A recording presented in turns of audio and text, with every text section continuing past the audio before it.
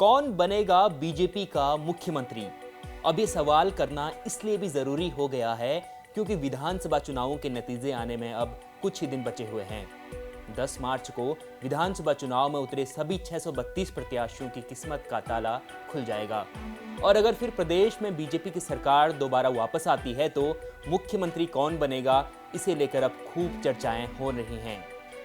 आज हम इस मुद्दे पर इसलिए भी बात कर रहे हैं क्योंकि इस बीच बीजेपी में भीतरघात की कई खबरें सामने आ रही हैं।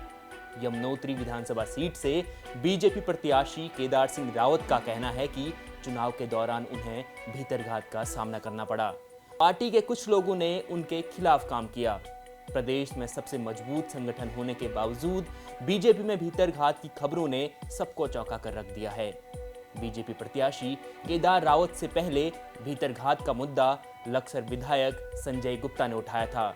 उन्होंने तो प्रदेश अध्यक्ष मदन कौशिक पर ही सवाल उठा दिए थे, जबकि काशीपुर के विधायक हरभजन सिंह चीमा ने पार्टी के कुछ कार्यकर्ताओं पर उनके बेटे प्रत्याशी त्रिलोक सिंह चीमा के खिलाफ काम करने का आरोप लगाया था। मैं अपने पार्टी का वफादार सिपाही हूँ, जमीन से जुड़ा हुआ हूँ। मैं फक्र करता हूँ अपनी पार्टी पर, संगठन पर, अपने नेतृत्व पर कि उन्होंने लक्सर सीट पर मुझे फिर से भरोसा जताया। मैं हाथ जोड़कर नमन करता हूँ अपने नेतृत्व को। लेकिन जो उत्तराखंड में पार्टी का प्रदेश अध्यक्ष है मदन कौशिक, वो उन्होंने कई सीटों पर प्रत्याशियों को हराने का काम किया है और उनके जो नामित सभासद उनके द्वारा और उनके जो नजदीकी कार्यकर्ता थे, उन्होंने बसपा प्रत्याशी के पक्ष में काम किया है, मुझे हराने का काम किया है। मैं अपने नेतृत्व से हाथ जोड़कर क्षमा मांगते हुए निवेदन करना चाहता हूं। ऐसे प्रदेश अध्यक्ष को इस ऐसी राष्ट्रवादी पार्टी में रहने का कोई अधिकार नहीं है। उसे इस पार्टी से, वो गद्दार आदमी है, उसे पार्टी से निकाला जाना चाहिए, तब हमारे जैसे कार्यकर्ता सुरक्षित रहे। बीजेपी नेताओं पर इस तरह के आरोप के बाद सरकार बनने पर विधायकों को एकजुट करना सीएम पुष्कर सिंह धामी के लिए मुश्किल पैदा कर सकता है। और फिर अगर विधायक सहमत न हो तो पार्टी को अगले मुख्यमंत्री का चेहरा भी बदलना पड़ सकता है। चलिए अब बात करते हैं, अगर बीजेपी सत्ता में दोबारा वापसी करती है तो कौन वो नेता होंगे जो सीएम की रेस में सबसे आगे होंगे।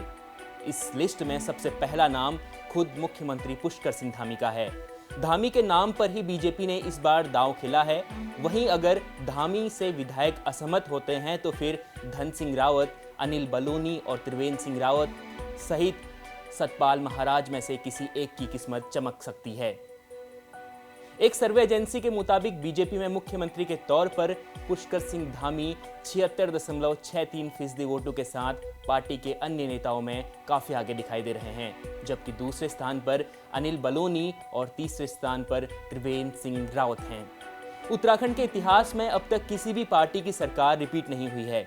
2007 में जब बीसी खंडूरी मुख्यमंत्री बने तो उनकी प्रदेश में जबरदस्त लहर बताई जा रही थी, लिहाजा पार्टी ने उन्हें अपने 5 साल के कार्यकाल में 2 बार सीएम बनाया।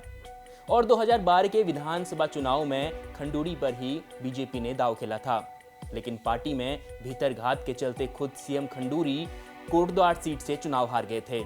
और अब कुछ ऐसा ही समीकरण पुष्कर सिंह धामी के सामने बनता दिखाई दे रहा है। बीजेपी में हो रहे भीतरघात पर आपकी क्या राय है, हमें कमेंट कर जरूर बताएं और हमारे साथ जुड़ने के लिए उत्तराखंड तक को सब्सक्राइब करें। शुक्रिया।